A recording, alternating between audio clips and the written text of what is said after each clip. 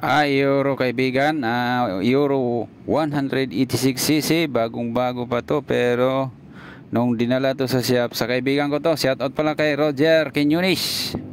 Ang motor mo ay inumpisahan ko na, ayaw lang umandar, pero may kalakasan naman yung battery. Sinubukan ko pa na i-series yung battery, pero sa tingin ko parang may ginawa na tong motor na to, kasi pag nilagyan ko ng siniris ko na yung battery, pakiramdam ko sa motor niya ay parang hirap siyang ikrang. Parang pakiramdam ko parang maganit siyang paikutin ng makina. Ayaw umandar talaga sa push button. Tingin ko parang may problema na yung side na to.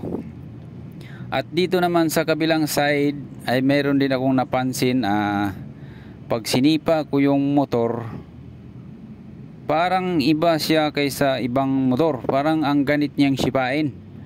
Kaya ito, sinubukan ko lang tong sipain para makumpare ko sa ibang motor. Tingin ko dito may ginawa na sila dito. Ay, ito lang pala ang may problema, yung gear na dinadrive ng starter motor. Kaya pala hirap umikot yung motor, ay yung gear na yon ay hindi na siya umiikot kapag hinigpitan yung tornilyo. Ibig sabihin, pinalitan ito nila ng gasket, tapos yung gasket na nabili nila ay manipis.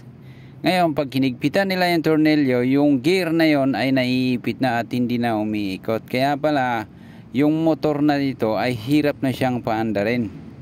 Tingnan mo, pag higpitan ko to, tapos silipin mo, hindi na naiikot. Pero pag niluwagan ko siya, ay naiikot na yung gear sa bandang gitna. Ibig sabihin, gasket lang ang problema nito. O diba, may natutunan na tayo mga idol. Paki-share na lang pala ng video nito mga idol. Dito sa likod mga idol, kapag hiniluwagan ko ay maluwag na rin yung kick. Back to normal na motor mo, Boss Roger.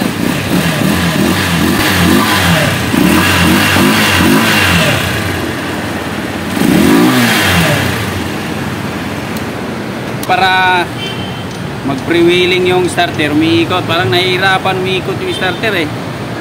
Kapit ko muna yung yung ito. Kailangan ito magpalit ng gasket, kasi pag higpitan ko, ayan na umiikot. Ayan o, higpitan ko. Ayaw na.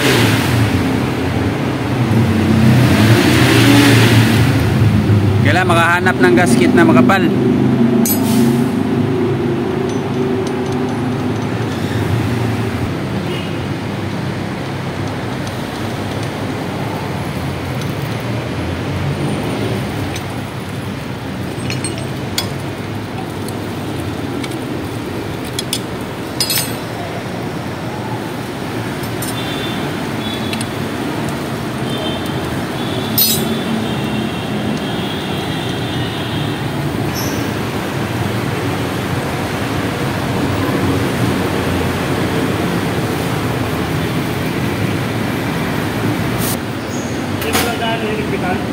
Oo.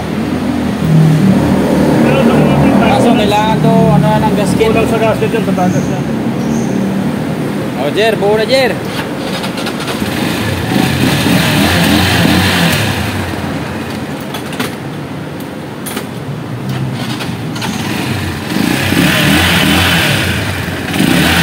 Susko, gasket lang pala problema.